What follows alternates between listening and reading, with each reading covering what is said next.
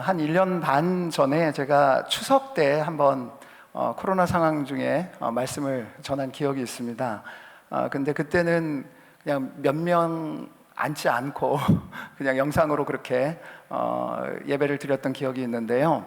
이렇게 얼굴을 배우니 주님의 얼굴을 배우는 것 같은 느낌입니다.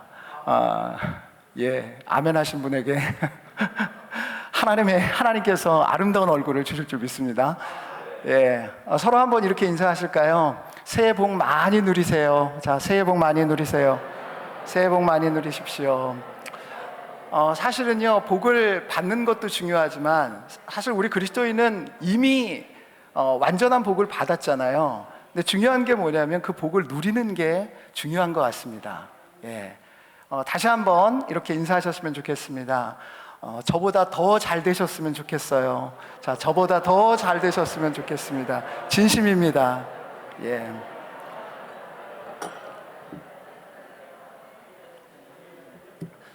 연말 연초 굉장히 분주한 것 같습니다. 바쁜 것 같습니다. 지난 주간에 또 특세 하시느라고 애 많이 쓰셨었죠. 근데 특세를 통하여서 여러분 하나님의 은혜를 누리셨습니까? 아니면 특세를 그냥 치르셨습니까? 하나님의 은혜를 누리셨으면 좋겠어요. 은혜가 뭐냐면 하나님과 더욱더 친밀한 교제가 있었으면 좋겠어요. 그래서 하나님이 내 안에 계시고 내가 하나님 안에 거하는 그러한 복된 새해로 여러분 시작하셨으면 좋겠습니다. 사실 그 목사님에게 그 재직 그 세미나 오후 예배 때 말씀을 전해달라고 이렇게 카톡을 받고 굉장히 부담스러웠습니다. 재직 세미나는 할 말이 빤하잖아요. 잘 섬겨라, 헌신하십시오, 그 얘기 할 겁니다. 그러나 제 얘기가 아니라 하나님께서 여러분에게 정말 간절한 마음을 가지고 해야 되지 않겠냐 말씀하실 것입니다. 성령께서 여러분들의 마음 가운데 그냥 말로 듣지 아니하고 하나님의 말씀에 역사하심이 여러분들의 마음 가운데 있어서 여러분들이 정말 헌신하고 섬기는 것이 얼마나 큰 기쁨인지를 다시 한번 경험하는 2023년 새해가 되기를 간절히 바라는 마음 가지고 말씀을 나누도록 하겠습니다.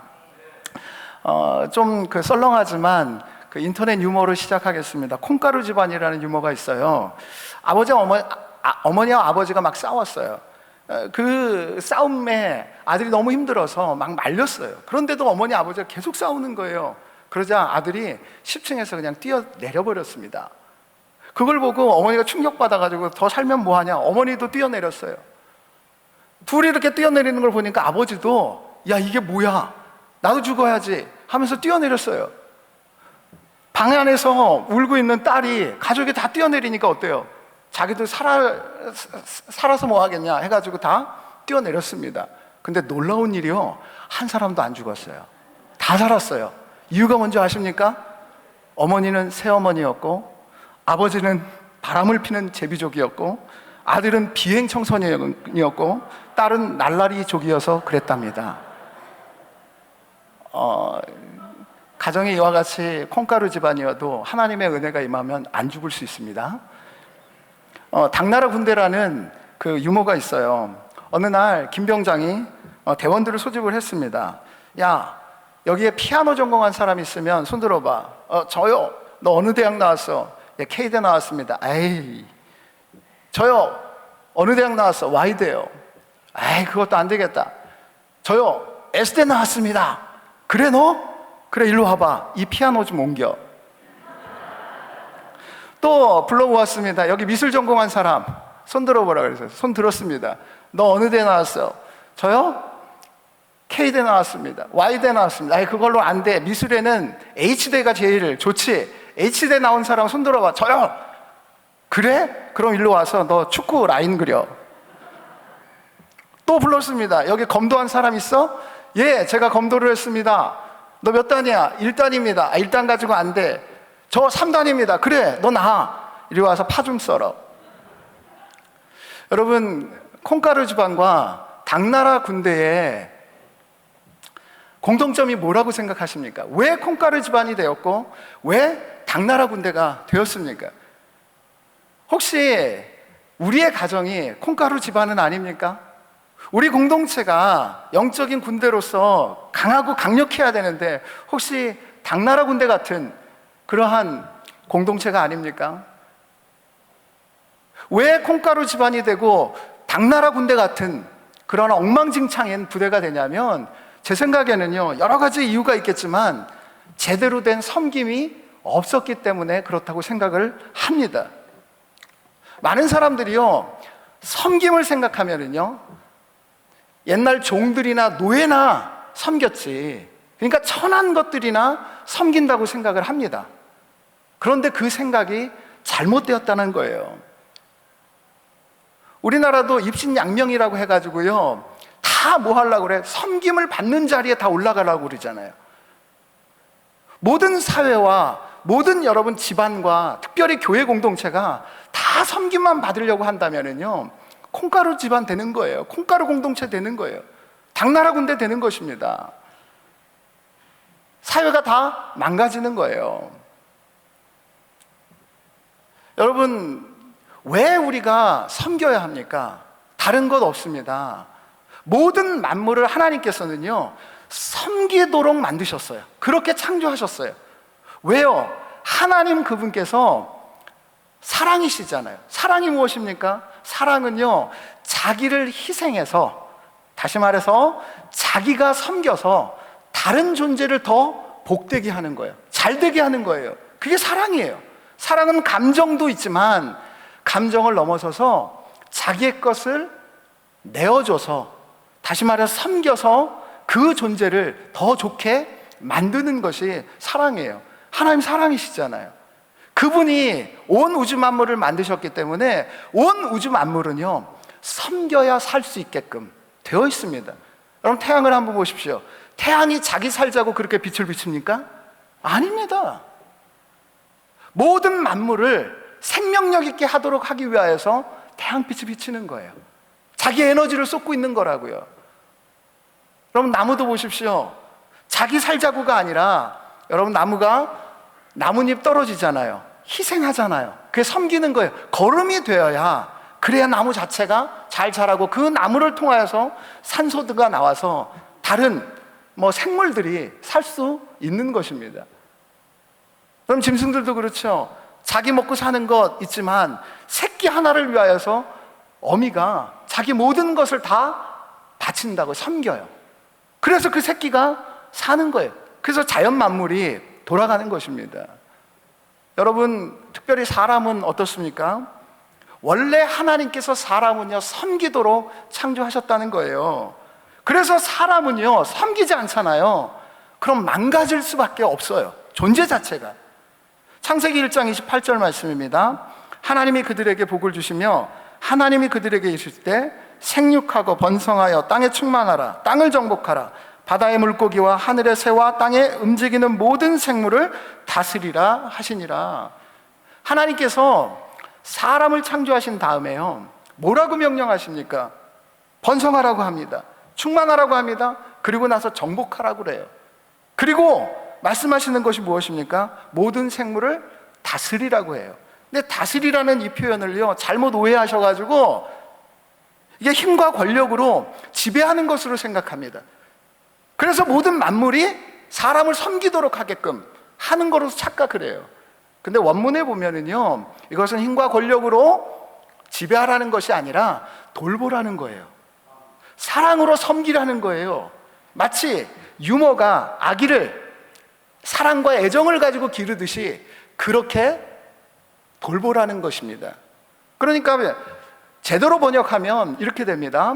모든 만물을, 모든 생물을 섬기라는 거예요. 애정을 가지고 섬기라는 것입니다. 그렇기 때문에 사람은요, 만물을 섬기며 돌볼 때 온전한 삶을 살 수 있는 거예요. 여러분 보십시오. 요즘에 그 반려견, 반려묘, 반려동물을 키우는 분들 계시잖아요. 그들의 삶을 이렇게 보면 굉장히 기쁘고 즐거운 것 같아요. 왜요? 그것들 섬기잖아요. 고양이, 하찮은 피조물이지만 집사로 주인이 섬기잖아요. 그런 분들 보면 굉장히 풍요롭게 사는 것 같아요. 여러분, 사람은요, 모든 만물을 잘 잘 섬기는 존재로 살아갈 때 가장 온전한 삶을 살 수 있는 거예요. 특별히요, 사람은 서로를 섬기는 존재로 하나님께서 창조하셨다는 거예요. 창세기 2장 18절 말씀입니다. 같이 한번 읽습니다. 시작. 좋지 아니하니 내가 그를 위하여 돕는 배필을 지으리라 하시니라. 여기 보면 하나님께서 돕는 배필을 짓겠다고 말씀하세요. 돕는 배필이라는 것은 도움을 주는 짝을 의미합니다. 그러니까 돕는다는 게 뭐죠? 섬긴다는 거잖아요. 그러니까 나를 돕는 배필을 위하여서 하나님께서 그 사람을 지어주셨죠. 그러면 나도 어떻게 해요? 그 사람을 돕는 배필이잖아요. 그래서 서로 도와야 되잖아요. 다시 말해서 서로 섬겨야 되는 거죠. 아닙니까? 왜 하나님께서 서로 섬기라고 하십니까? 사람에게? 아까 말씀드렸잖아요. 하나님이 섬기는 존재이시잖아요. 사람은 하나님의 형상 아닙니까? 그러면 사람이 하나님의 형상이 되어지려면 해야 되는 일이 뭐예요? 하나님과 같이 사랑해야죠. 섬겨야죠. 희생해서 나 잘 먹고 잘 사는 게 아니라 나를 희생해서 그 사람을 더 복되게 해야죠. 결혼해서 이런 마음 가지신 분들 계세요. 아내가 나를 도와서 내가 잘 먹고 잘 살아야지, 편안하게 살아야지. 남편이 나 잘 도와줘서 손에 물 안 묻히고 편안하게 공주처럼 살게 해줘야지. 맞습니까? 틀립니까? 틀려요. 그렇기 때문에 불행해지는 거예요. 하나님은 어떤 의도로 했냐면요, 사실은 아담이 하나님의 형상이지만 아직 하나님처럼 완전하지 않잖아요. 그건 여러분 아시잖아요. 아담이 모든 짐승들의 이름을 지을 정도로 똑똑하죠. 지혜로운 사람이잖아요. 그런데 어떻습니까? 아내가 먹으라고 하는 그 명령에 홀라당 넘어가잖아요. 그러니까 좀 문제가 있는 거예요. 여러분, 결혼할 때 보면은요, 아무리 내가 완전한 사람 골랐다 해도요, 살아보니까 어떠세요? 하자가 있어요, 없어요? 하자가 무지 많습니다. 하나님께서 원래 그렇게 주세요. 왜? 내가 그 사람의 부족한 부분을 보면 섬겨서 그 부족함 때문에 이 사람이 인생이 어렵고 힘들잖아요.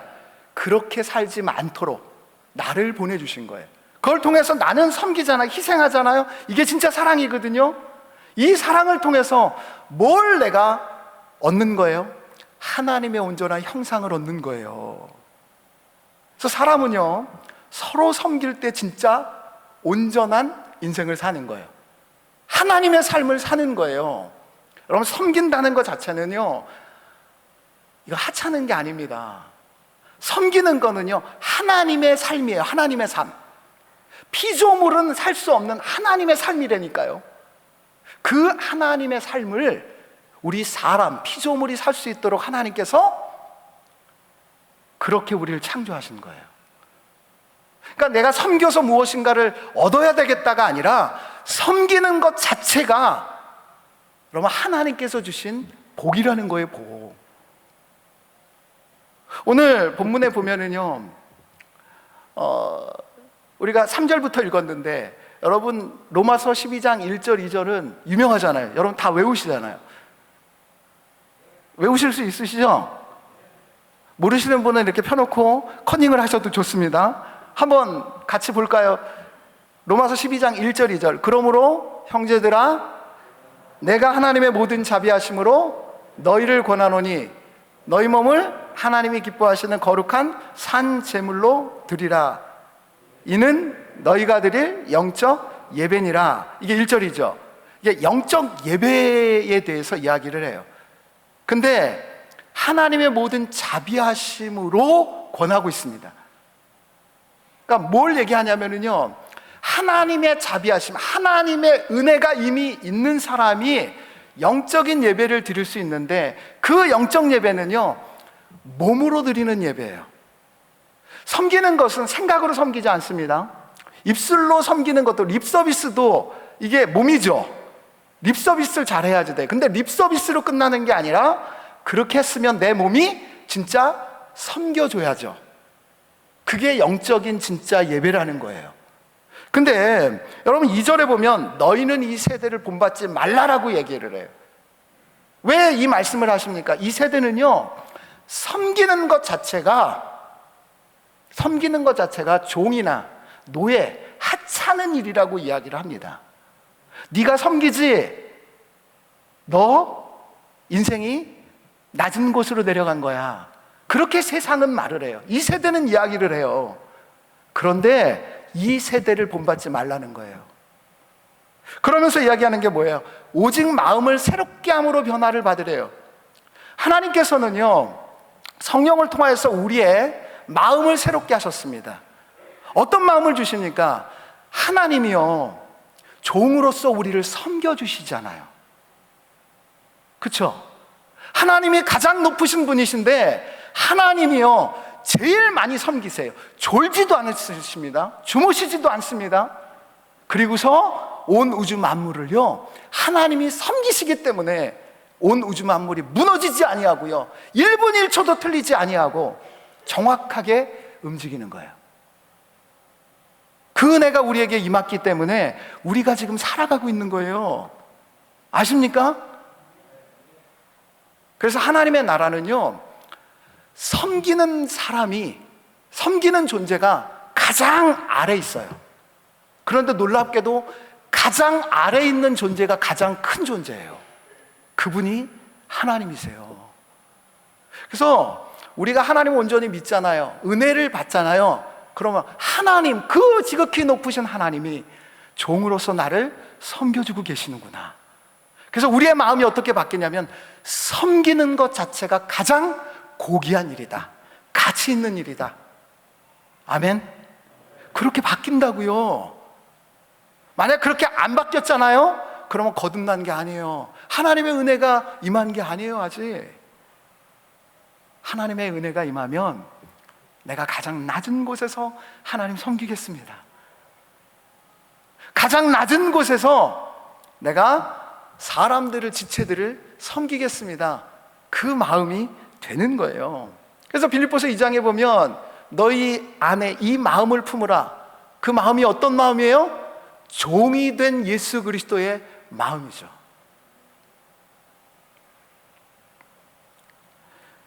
그렇게 마음을 새롭게 함으로 변화를 받아서 하나님의 선하시고 기뻐하시고 온전하신 뜻이 무엇인지 분별하도록 하라는 거예요.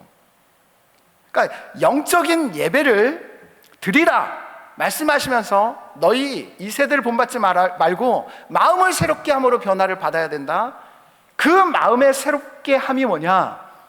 섬기는 것 자체가 가장 고귀한 일이다. 섬기는 것이 하나님의 일, 가장 높으신 분의 일이다.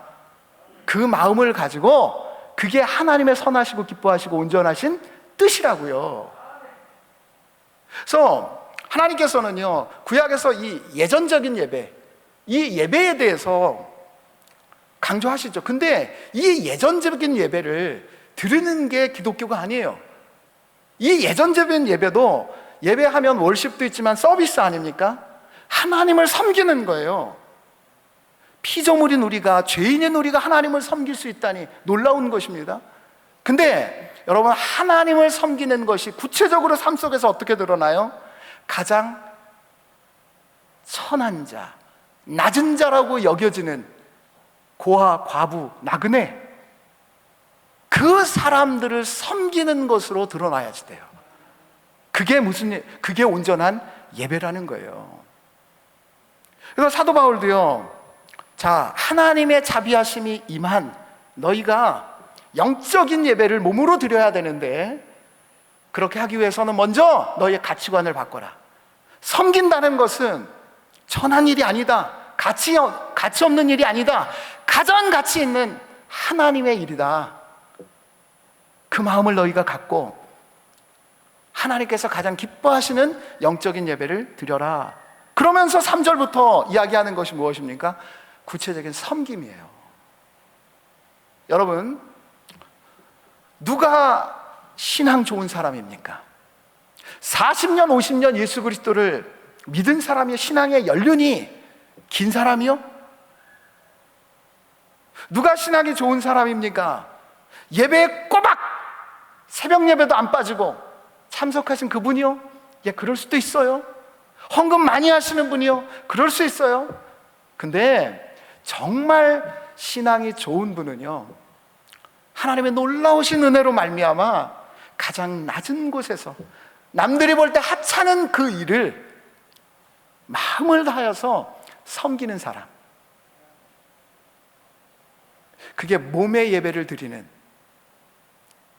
정말 영적으로 예배를 드리는 사람이라고 하나님께서 인정해 주십니다. 그러니까 여러분 바꾸셔야지 돼요. 바꾸셔야지 돼요. 자, 그러면 여러분 구체적으로 여러분 어떻게 섬기라고 말씀에서 이야기를 합니까? 첫 번째, 그리스도 안에서 한 몸의 지체라는 지체의식을 가지고 섬기라고 합니다. 지체의식을 가지고 섬기라는 거예요. 오늘 본문 5절 말씀 다시 한번 같이 읽도록 하겠습니다. 같이 읽습니다. 이와 같이 우리 많은 사람이 그리스도 안에서 한 몸이 되어 서로 지체가 되었느니라. 우리가 남입니까? 아니에요.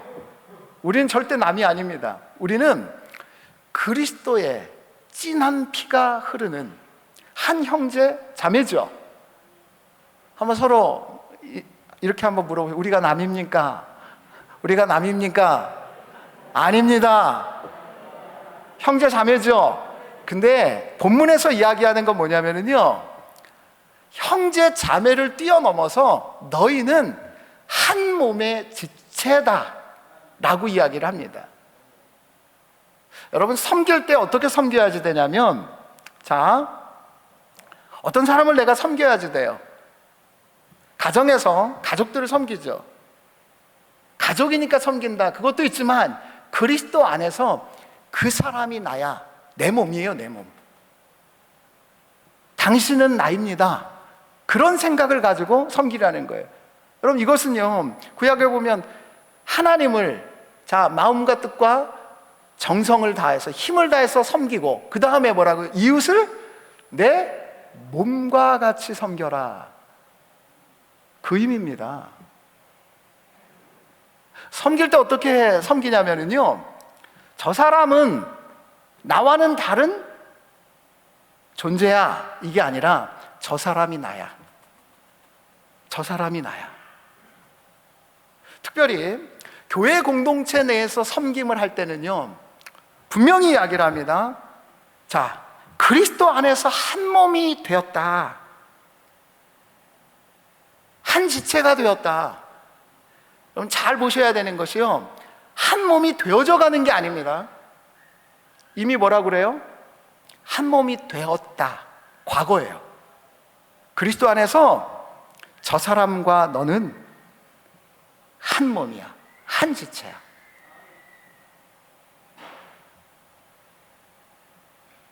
우리가 왜 섬기지 않냐면요, 본능적으로 여러분 몸을 보세요. 몸을 보시면 자기 자신을 위하잖아요. 자, 이 오른손은 오른손을 위하지 않아요. 오른손은 무엇을 위해요? 왼손을 위해요. 오른손이 섬겨줘야지 내 왼손을. 그럼 얼굴, 자, 화장하고 그러려면 해야죠. 그쵸? 여러분, 다리는요, 몸 전체를 섬겨요. 이동하기 위하여서. 자기를 섬기지 않아요. 그런데 여러분 생각해 보십시오. 오른손이, 자, 왼손도 야, 오른손인 나와 왼손인 너하고는 다르니까 내가 너를 왜 섬겨야지 돼? 하면 어떻게 돼? 안 섬겨요. 특별히, 야, 너 이 맛있는 거 너만 먹냐? 나도 먹어야지. 그래서 나 안 섬길래 해가지고, 여러분, 오른손이 입에 먹을 것을 넣어주는 섬김을 중지해 보세요. 그럼 어떻게 되겠어요? 입만 죽나요? 결국은 오른손도 죽죠. 다 죽어요. 다 죽는 거예요. 다 죽는 거예요. 그러니까 여러분 섬길 때에 내 섬기기 싫어요. 그런 마음 들 때 있죠? 왜 나만 해야지 돼? 그런 마음 들 때가 있어요. 그게요, 사단이 주는 생각이에요. 죄된 옛 육체가, 옛 생각이 우리를 사로잡는 거예요. 야, 이러다 죽어. 우리는 한 지체야. 그러므로 내가 섬기면 그 사람도 살고 결국은 내가 사는 거야. 그 생각을 가지고요, 섬기셔야 됩니다. 하나님이 사랑이시잖아요. 그래서 많이 섬기시잖아요. 근데 결국은 하나님은요, 우리에게 요구하시는 게 뭐예요? 하나님 홀로 영광을 받으시기를 원하시잖아요. 그쵸? 대단히 이기적이지 않으세요? 이기적이세요. 근데 그 이기심이 어떻게 발휘가 되냐면요, 나누는, 다른 존재를 섬기는 것으로 발휘가 돼요. 그럴 때 하나님의 하나님 되심이 드러나는 거예요. 그렇게 우리를 만들었기 때문에 여러분 보십시오. 이기적으로 나만 생각을 하면 결국 죽어요.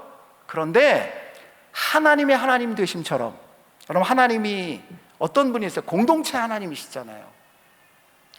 성부, 성자, 성령 세 존재가 계신데 그분이 한 분이라고 하잖아요. 그래서 성부 하나님은, 자 보세요, 성자 예수 그리스도가 성부 하나님을 섬기시죠. 근데 성부 하나님은 성자 예수 그리스도의 기도에 응답하셔서 섬기시죠. 성령 하나님이 성부 하나님의 모든 명령에 따라서 순종하심으로 섬기시잖아요. 세 분이요 다 서로 섬기시잖아요. 그래서 하나님의 하나님 되심을 드러내시지 않습니까? 그와 마찬가지로 우리가 그래요. 그래서 한 지체예요. 섬김으로 그 사람이 살고, 여러분 나는 손해보는 게 아닙니다. 결국은 내가 사는 거예요. 내가 온전케 되는 거예요. 이게 하나님 나라의 원리라는 거예요.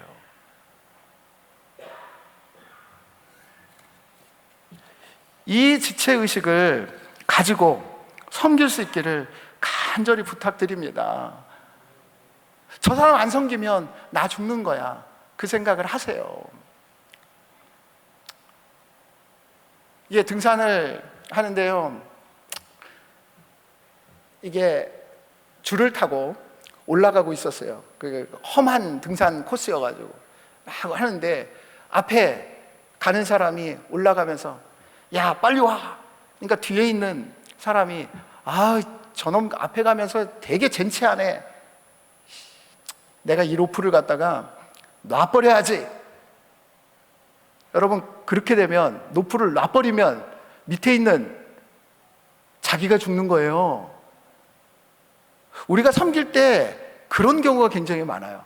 내가 섬기다가 놔버리면 너 곤란함 당할 거야, 그런 생각을 가지고요, 나 편안하려고 이 일에서 이 일을 안 하겠다, 이 섬김 안 하겠다. 그런데 오히려 어떻게 되냐면요, 자기가 죽는 경우가 많아요. 부탁드립니다. 하나님께서 이미 한 지체로 우리를 만들어 주셨습니다. 그러므로 내가 저 사람을, 저 지체를 섬기지 않으면 저 사람뿐만 아니라 나도 죽는다 생각을 가지시고 여러분 섬겨 주시기 바랍니다. 그래야 하나님의 은혜를 같이 풍성하게 누릴 수 있습니다. 두 번째, 어떻게 섬겨야 됩니까? 여러분 하나님께서는 우리에게 한 몸을 이루도록 은혜대로 각각 은사 재능을 주셨다는 소명의식을 가지고 여러분 섬겨야 합니다. 그러니까 소명의식을 가지고 섬기라는 거예요. 6절에서 8절 말씀입니다. 같이 한번 읽습니다. 시작. 우리에게 주신 은혜대로 받은 은사가 각각 다르니 혹 예언이면 믿음의 분수대로, 혹 섬기는 일이면 섬기는 일로, 혹 가르치는 자면 가르치는 일로, 혹 위로하는 자면 위로하는 일로, 구제하는 자는 성실함으로, 다스리는 자는 부지런함으로, 긍휼을 베푸는 자는 즐거움으로 할 것이니라. 우리가 이렇게 공동체를 섬길 때 보면은요, 그렇게 그렇게 핑계를 대시면서 안 하시는 분이 계세요. 저에게는 섬길 능력이나 재능, 힘 없습니다. 없습니다. 근데 과연 그럴까요? 아니에요. 하나님께서는요, 여기 보시면 은혜대로 각자에게 은사를 주셨다고 분명히 말씀하세요. 하나님께서 우리 몸 지체를 만들어 주셨잖아요. 한 몸을 만들어 주셨잖아요. 그러면 오른손은 오른손이 감당할 수 있는 이미 그 재능이 있죠. 능력을 이미 오른손에 부여해 주신 거예요. 왼손에게 부여해 주신 거예요. 각각 다 부여해 주셨다고요. 근데 중요한 게 뭐냐면 은혜대로 하셨다는 거예요. 은혜대로. 내가 교회 공동체 안에 있으면 하나님의 은혜를 받은 사람 맞습니까? 틀립니까? 맞아요. 여러분, 사실은요, 교회 공동체에 들어오지 않아도 하나님의 은혜, 일반 은총이라고 하죠. 은혜를 받았기 때문에 많은 사람들이 살고 있는 거예요. 생각해 보세요. 아기가 태어날 때 자기가 노력해서 태어납니까? 그러면 생명은요, 자기의 노력이 아니에요. 주어진 거잖아요. 은혜로 주어진 거잖아요. 그리고 자라면서도 여러분 보세요. 부모님의 은혜로 아이가 자라는 거 아닙니까? 그렇죠? 여러분 보십시오. 부모님 말고도 내가 한 사람이 되기 위해서는요, 많은 은혜가 있어야지 돼요. 선생님, 여러분 보면 요즘에 택배 기사들 맞이하시면서 이렇게 보시면서 귀한 은혜다, 은혜를 나에게 주시는 거. 내가 돈 내고 했기 때문에. 여러분, 돈 그만큼 내고 어떻게 그렇게 택배를 빨리 받아요? 혼자 그걸 하면. 은혜로 다 이루어졌다니까요. 온 우주 만물 여러분 바라보면 은혜예요. 은혜대로 있는 거예요. 은혜대로. 내가 우리 가정에 내가 엄마로, 아내로 있는 것은요, 하나님께서 이미 엄마로, 아내로 감당할 수 있는 은사, 재능을 은혜로 주셨어요. 그럼 그걸 믿어야지 돼요. 근데 안 믿는 엄마나 아내들이 많더라고요. 내가 한 가정의 아빠, 남편이 되었잖아요. 가정이 되었잖아요. 그러면 한 가정을 능히 감당할 수 있는 재능, 은사를 하나님이 은혜로 주셨어요. 그럼 교회 공동체에 재직이 되셨잖아요. 재직. 집사가 되고 권사가 되고 안수 집사님 되시고 장로님 되시고 그렇게 되셨으면 하나님께서 이 교회를 위하여서 하나님의 위대한 뜻을, 비전을 펼쳐나갈 수 있도록 나에게 이미 은혜대로 은사를, 재능을 주셨다고요. 그걸 믿으셔야지 돼요. 그래서 재능이 없는 게 아니라 뭐가 없냐면 은혜가 없어서 재능을 못 발견하는 거예요. 은사를 못 발견하는 거예요. 은혜는 값없이 주어지는 거잖아요. 값없이 주신 하나님의 사랑이잖아요. 그럼 거기서 뭐가 생기냐면 소명의식이 생기는 거거든요. 만약에 내가 재직이 되었는데 섬기고자 하는 마음이 별로 없어요. 그리고 나는 별로 아무리 봐도 교회를 위하여서 뭔가 섬길 만한 재능이나 은사가 없는 것 같이 느껴져요. 그런 분들 잘 들으십시오. 그런 분들은요, 하나님의 은혜를 내가 경험한 지 오래된 사람인 것 같아요. 아니면 아직 경험하지 못한 사람 같아요. 사람은요, 은혜를 알잖아요. 어떻게 해서든지 섬깁니다.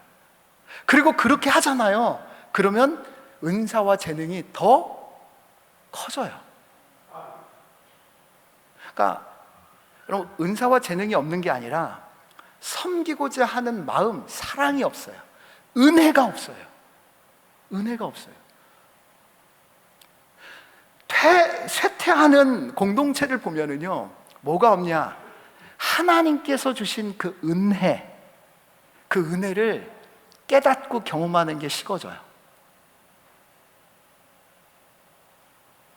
그럼 초대교회 공동체 보면 세상 사람들이 볼 때에 다 노예잖아요.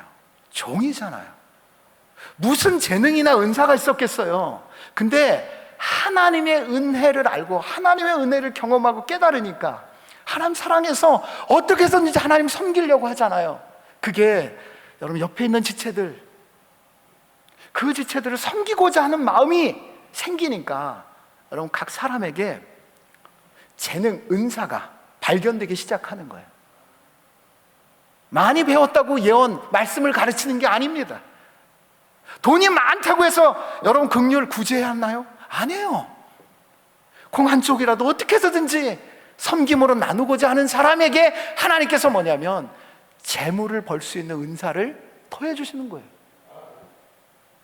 그래서 더 나누니까 하나님께서 그 빈 곳을 더 크게 채워주시는 거죠. 아이들에게 하나님의 말씀을 하나님 사랑하니까 아이들 사랑스럽게 보이잖아요. 그 사랑하는 아이에게 가장 귀한 하나님의 말씀을 전하려고 하니까 여러분 말씀을 가르치는 은사가 여러분 싹트기 시작하는 거예요. 거기에 하나님께서 더해 주시는 거예요. 더해 주시는 거예요. 나 아니면 다른 사람 하겠지. 그런 생각 안 갖는다니까요. 오른손이요, 야, 내 이 오른손 내가 안 하면 왼손이요? 그럼 왼손이 할 수 있는 일은 한정적이잖아요. 오른손이 할 수 있는 일 중에 일부만 할 수 있는 거 아니에요. 그럼 하나님의 은혜를 받은 사람은요, 이 가정에서 나만 할 수 있는 일을 하나님께서 주셨다. 이 공동체에서, 이 교회에서 하나님이 나에게만 할 수 있는 일을 주셨다. 그래서 나를 지금 2023년에 새순 공동체에 하나님께서 이 직분을 가지고 여기에 보내주신 거야. 그럼 직장도 마찬가지예요. 돈 벌기 위해서 우리가 그 직장을 선택해서 갔습니까? 아니에요. 하나님께서 그 직장에 여러분들만 할 수 있는 하나님의 놀라운 그 역사를, 그 비전을 펼치시기 위해서 그 직장에 보내셨다고요. 은혜가 있는 사람은 그 소명의식을 갖게 돼 있어요. 그래서 그 하나님의 은혜를 계속 기억하면 나를 보내신 하나님의 그 이유를 알고 더 섬기려고 하죠. 그럼 하나님께서 더 큰 은사와 재능을 부어주신다고요. 부어주신다고요. 근데 한 가지 여러분에게 마지막으로 말씀을 드리고 말씀을 정리하도록 하겠습니다. 우리가 섬길 때에 방해물이 있어요. 그게 뭐냐면 비교의식을 갖는 거예요.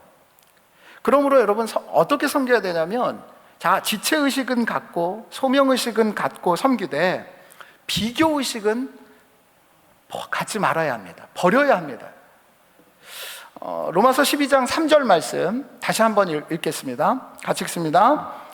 내게 주신 은혜로 말미암아 너희 각 사람에게 말하노니 마땅히 생각할 그 이상의 생각을 품지 말고 오직 하나님께서 각 사람에게 나누어 주신 믿음의 분량대로 지혜롭게 생각하라. 이 말씀을 보면 마땅히 생각할 그 이상의 생각을 품지 말아라 말씀이에요. 그것도 내게 주신 은혜로 말미암아 각 사람에게 말합니다. 그러니까 공동체 전체에 말하는 게 아니라 사도 바울이 하나님이 주신 은혜를 가지고 각 사람에게 말해요. 여기에 제가 여러분 전체를 보고 설교를 하고 있지만 성령께서 은혜대로 각 사람에게 말씀하실 거예요. 각 사람에게. 이게 굉장히 중요합니다. 왜냐하면은요, 공동체는, 자 보세요, 이런 공동체 좋은 공동체 아닙니다. 어떤 뛰어난 영성을 가지고 많은 일들을 섬기는 그러한 사람들이 소수가 있는 공동체, 그 좋은 공동체 아니에요. 그러니까 교회 공동체에 여러분 한 사람이 한 개 내지 두 개를 꼭 하나님이 필요로 하게 생각하시는 소명의식을 갖고 섬기는 그 섬김 한 가지 두 가지 정도 섬기는 사람이 한 90% 있으면 좋은 공동체예요. 근데 100가지 일이 있으면 한 5명이 그 한 80가지의 섬김을 다 감당해서 그 공동체가 유지돼요. 그런 공동체는 좋은 공동체 절대 아니에요. 그런 공동체는 빨리 없어져야 될 공동체예요. 하나님의 은혜가 임한 공동체는요, 모든 지체가 각자 그 은혜에 반응해서 내가 할 일이 있다 해서 다 각자의 일을 다 하는 거예요. 그리고 어떻게 합니까? 자, 설교하는 목사님만 정말 하나님께서 사랑하시는 것 같아. 나는 부엌에서 접시나 닦고 있는데 이런 나를 하나님께서 보기나 하실까? 뭐예요? 비교하는 거죠. 그럼 설교하는 일이 귀합니까? 설거지하는 일이 귀합니까? 여러분 어떻게 생각하세요? 설거지하는 일이 귀하세요? 그럼 설교하는 저는 뭡니까? 둘 다 귀합니다. 둘 다 귀합니다. 둘 다 귀합니다. 이런 표현 드려서 죄송하죠. 우리 몸에, 자 보세요, 똥꼬가 하는 일, 똥꼬 뭔지 모르세요? 냄새나고 맨날 그렇잖아요. 그래서 어느 날 똥꼬가요, 자, 입은 맨날 좋은 것만 먹지, 입은 즐겁고, 그 다음에 얼굴에 중앙에 있어가지고 나도 저 입이 돼야 될 텐데, 에이씨, 나는 맨날 이렇게 더러운 것만 배출하고 사람들이 나 보기 싫어가지고 다 가리고, 그래가지고 어느 날요, 그 비교의식에 사로잡혀가 나는 절대로 이제 일 안 해 해가지고 똥꼬가 일을 안 하기 시작해 보십시오. 그럼 어떻게 되겠어요? 경험해 보신 분이 큰일 난다고 얘기합니다. 큰일 납니다. 지체 중에요, 귀하지 않은 지체가 없어요. 하나도 없어요. 여러분 아시잖아요.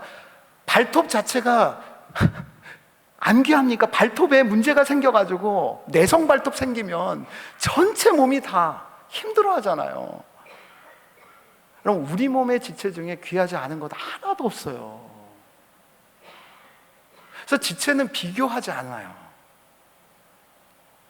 그럼 하나님의 은혜가 임하면은요, 세상 사람들처럼 천한 게 있고 귀한 게 있고 이렇게 따지지가 않아요. 하나님의 은혜로 내가 귀한 존재가 됐다. 그래서 사람들이 볼 때에 천하다고 하는 그 일이 나에게 맡겨졌어도 이건 하나님께서 나에게 주신 가장 귀한 일이야.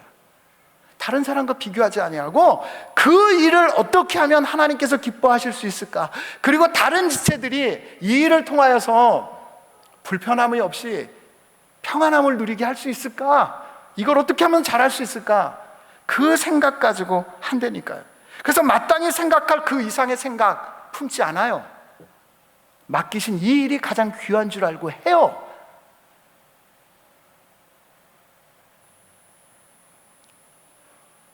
그럼 비교하는 일은요, 믿음 없는 일이에요. 그러니까 믿음의 분량대로 지혜롭게 생각하라고 얘기해요. 믿음이 없는 거라니까요, 비교하는 건. 내 일은 천한 거고 내 일은 귀한 거고 저 사람의 일은 천한 거야. 그런 생각은 믿음 없고 여러분 어리석은 생각이라는 거예요. 절대 그렇게 하면 안 된다는 거예요. 여러분 교회에 왜 분쟁이 있습니까? 다툼이 있습니까?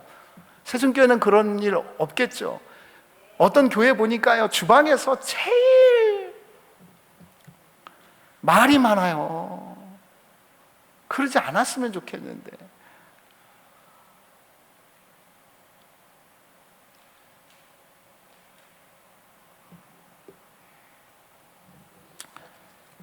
예수님께서도 여러분 더 낮은 마국간에 오셔서 왕으로 섬긴 것 아니잖아요.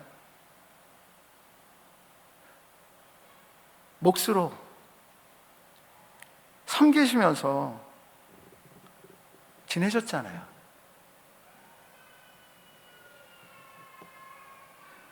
더 낮은 곳에서 그 일이 하나님께서 나에게 주신 가장 귀한 일인 줄 알고 기쁨으로 섬기는 성도들이, 재직들이 많아질 수 있기를 주님의 이름으로 축복합니다. 예, 이렇게 여러분 잘 섬기려면 한 가지 여러분들이 기억해야 될 게 있어요. 섬김은 자원에서 해야 된다는 거예요. 고성재 목사님 뵈면, 그리고 저희 이제 CTCK 그 목사님들을 보면 복음적으로 하려고 하기 때문에, 복음은요 강요가 아닙니다. 율법이 어떻게 보면 강요하죠. 그리고 그걸로 정죄하죠. 섬기지 않으면 정죄하고 그거로 뭐 차등을 나누고 막 그렇게 하죠. 근데 복음은 그렇지 않죠. 그래서 어떻게 보면 굉장히 교회 공동체에 섬기지 않는 분들이 많은 것 같아요.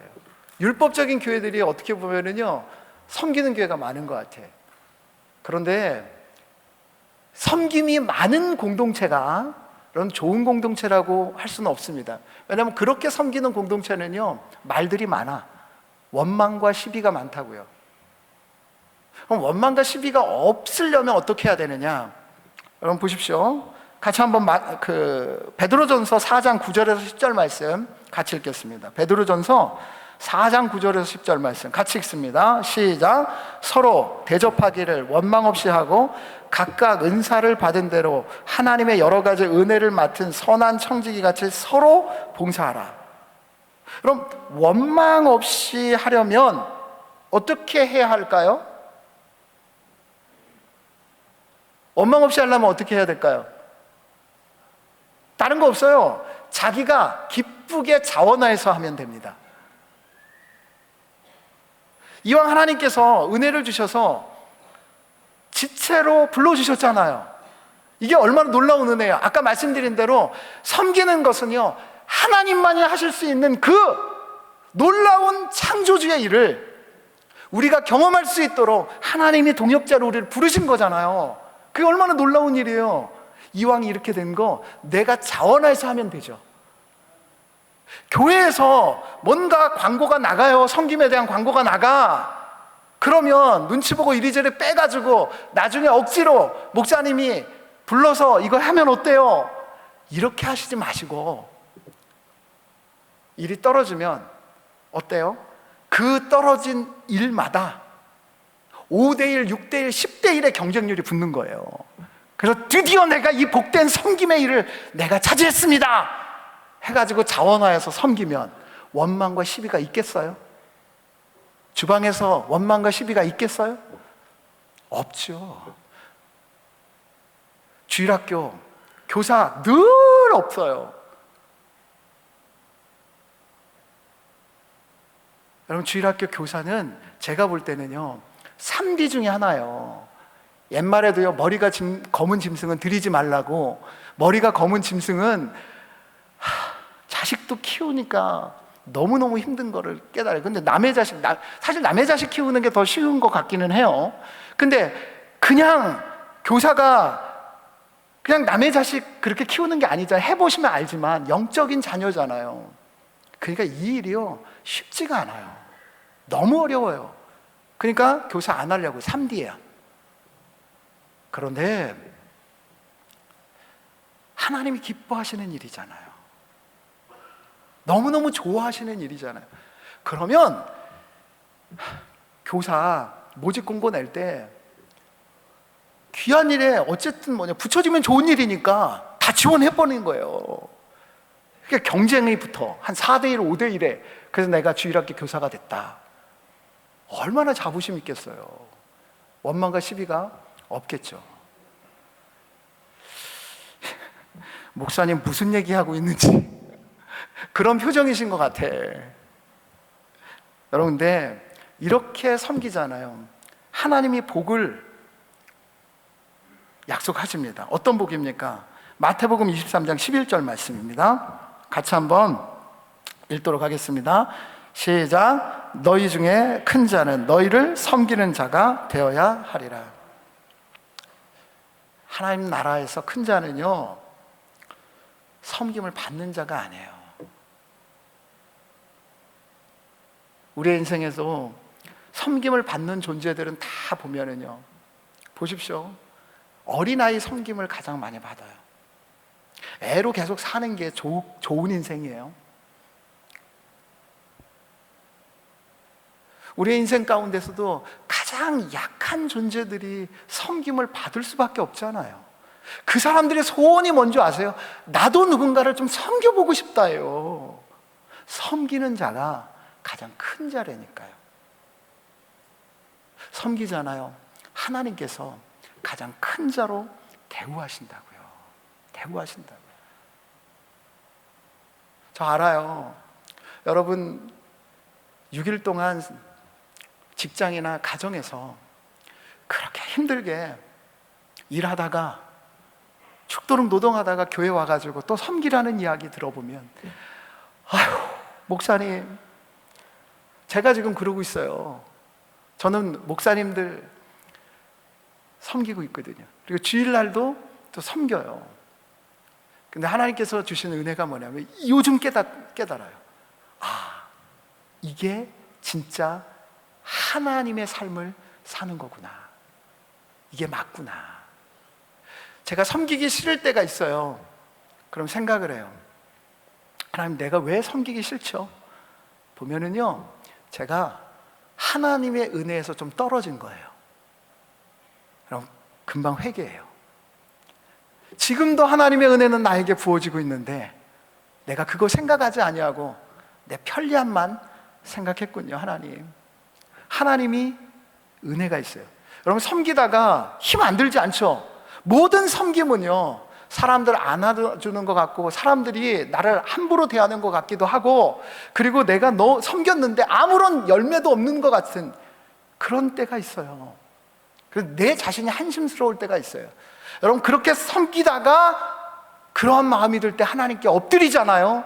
그럼 뭐가 있어요? 진짜 위로가 있는 거예요.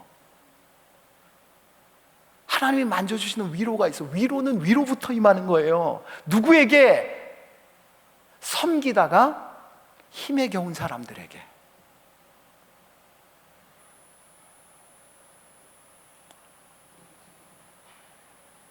이제 말씀 정리하고 마치도록 하겠습니다.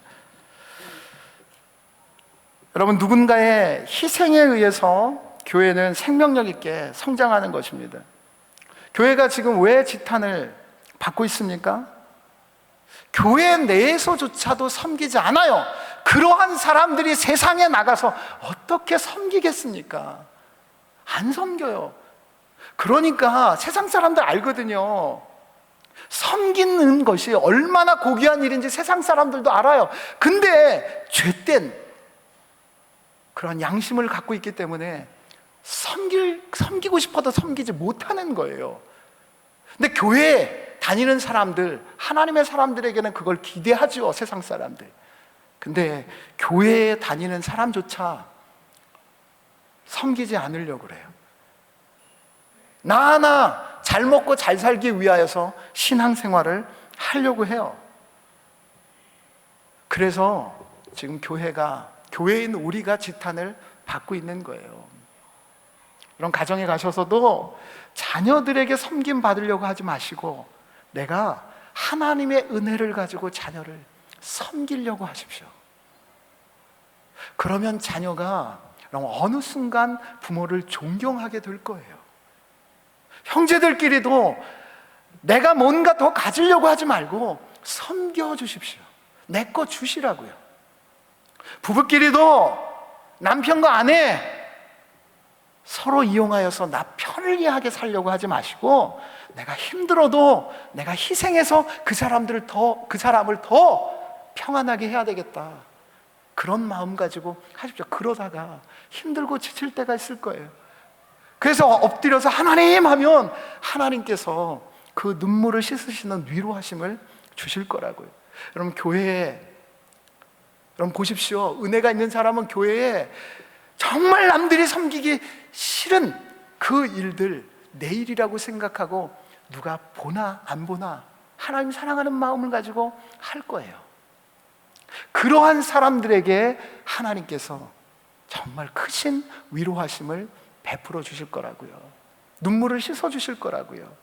그리고 그런 지체들, 재직들이 많은 공동체, 그 공동체가 하나님이 가장 기뻐하시는 공동체로 쓰임을 받을 줄 믿습니다. 그런 공동체가 새순 공동체일 줄 믿습니다. 그 은혜 가지고 2023년 모든 부서가 부족함이 없는 섬김이들로 가득하여서 이 코로나 시국에 다들 죽겠다 하는데 섬김을 통하여서 회복되고 이 회복의 은혜를 이웃들에게 나누는 복된 새순 공동체 되어주기를 주님의 이름으로 축복합니다.